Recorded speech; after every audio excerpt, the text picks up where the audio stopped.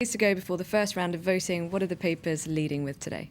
Well, with the manifestos that have arrived in everybody's letterboxes all across France, big, thick, glossy brochures that explain to each and every voter what exactly the candidates are proposing, because even after months of campaigning, lots of ordinary voters don't really know. If you can't be bothered to read all of those long brochures, the Le Parisien has got a fairly easy programme comparator on the inside, so you can look in 2 lines for each candidate what they're proposing on things like unemployment, the economy and so on.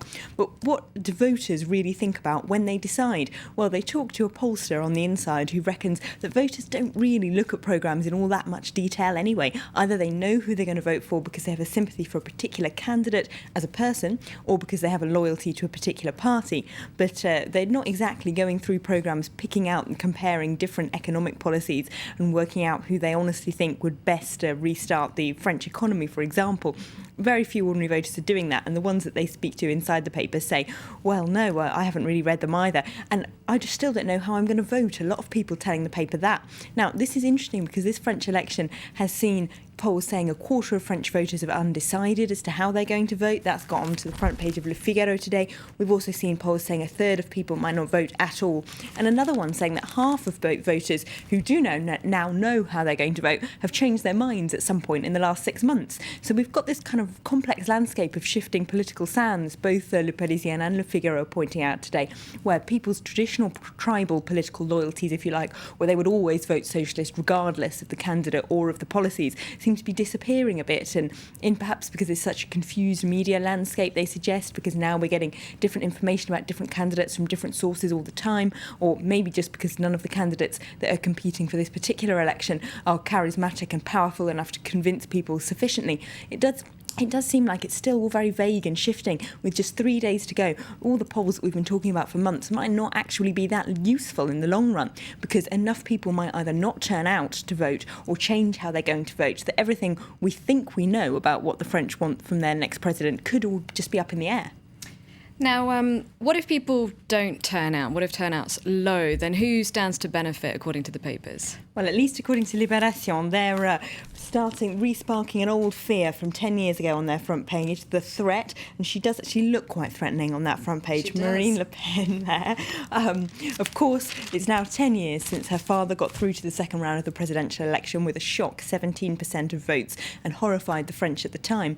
Now, in some recent polls, she's doing as well or better than him. This is after several months of decline, but she seems to have come back up recently. And what Libération says is really worrying about her campaign is that it hasn't got very much media attention, and no one seems to be shocked by it anymore. A lot of the somewhat more controversial things she said, like Muslims praying in the street reminded her of the Nazi occupation and things like that, don't actually seem all that much worse than some things that people in the Sarkozy government have said. And of course, it's Sarkozy who's placed themes like halal meat and immigration at the centre of his campaign. So he's made her ideas mainstream. And so has she, of course. Her idea of renovating her father's party, making it more friendly, if you like, more approachable, seems more down to earth, more easier to relate to for ordinary French voters, especially younger ones. It seems to have really worked. There's an article in Libération, which is a little bit scary, where the journalist went to her meeting at the Zénith here in Paris on Tuesday night and talks to a lot of activists there, lots of them very young, teenagers, some not even old enough to vote, who say that their parents aren't at all of the far right, but they themselves feel that she's the only one who's really talking to them in a language that they understand and who cares about creating jobs for young people in the long run. So she certainly is doing quite well among some voters. The person who's fighting her the hardest, of course, on that ground for younger working class voters and people who feel disillusioned with politics is You've got all the answers now, Claire. Don't even need to be here.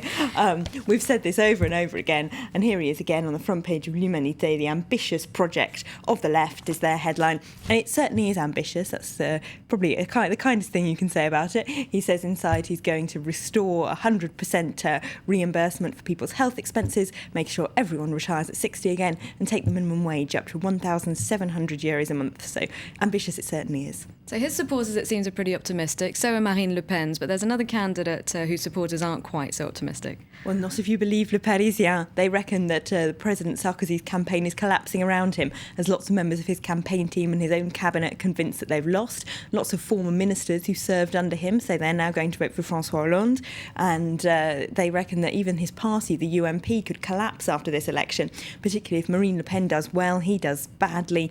The whole deployment of where people stand on the right could completely collapse, so his party could end with it. Libération, though, point out in their paper that François Hollande's campaign are starting to panic that people around them are too optimistic. They're worried that voters won't come out and vote for François Hollande, even though they want him to be president, because they're convinced he's just going to win anyway. We'll have to wait and see. Thank you very much, Elena, for running us through the French newspapers.